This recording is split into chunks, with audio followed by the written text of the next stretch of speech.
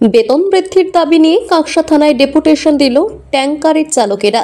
শুক্রবার দুপুর 1টা নাগাদ চালকেরা কয়েক দফা দাবি নিয়ে কাকসা থানায় ডেপুটেশন জমা দেয়। চালকদের অভিযোগ, বর্তমানে তাদের যা বেতন দেওয়া হয় তাতে তাদের চলে না। 175 জন চালক আছে যারা দীর্ঘদিন ধরে অল্প বেতনে গাড়ি চালায়। যে সমস্ত ট্রান্সপোর্টের অধীনে তারা গাড়ি চালান সেই সমস্ত ট্রান্সপোর্টের মালিকদের এবং রাষ্ট্রায়ত্ত তেল সংস্থার আধিকারিকদেরও তারা তাদের দাবি জানিয়েছেন, কিন্তু কাজের কাজ কিছুই হয়নি। ফলে গত দুদিন ধরে সমস্ত চালক কাজ বন্ধ করে দিয়েছেন, যার কারণে বর্তমান রাষ্ট্রায়ত্ত তেল সংস্থা থেকে কোনো ট্যাঙ্কার ঢুকছেও না, আবার বেরোচ্ছেও না। পরিবহনের কাজ পুরোপুরিভাবে বন্ধ রয়েছে। বাধ্য হয়ে তারা এই বিষয়ে কাকসা থানায় ডেপুটেশন দেন। তবে যতদিন না তাদের বেতন বাড়ানো হচ্ছে ততদিন তারা কাজ বন্ধ রাখবেন বলে হুঁশিয়ারি দিয়েছেন। মাইনে খোরাকি নিয়ে আমরা ডেপুটেশন দিতে এসেছি। আমাদের 10 চাকাতে 4000 টাকা, 6 চাকাতে কাউরি আছে 3500, কাউরি 3000।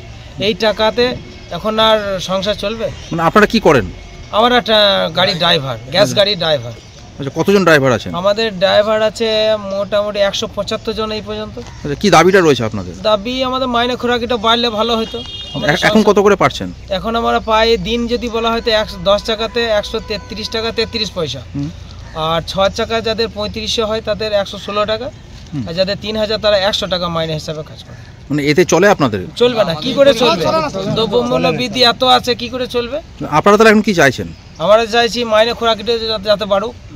কাকসা থেকে নিজস্ব প্রতিনিধির রিপোর্ট, টিভি নিউজ 10।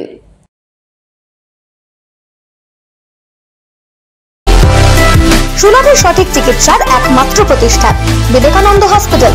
24 ঘন্টা emergency service, blood bank, trauma care. আপনাদের সেবায় আমরা তৎপর।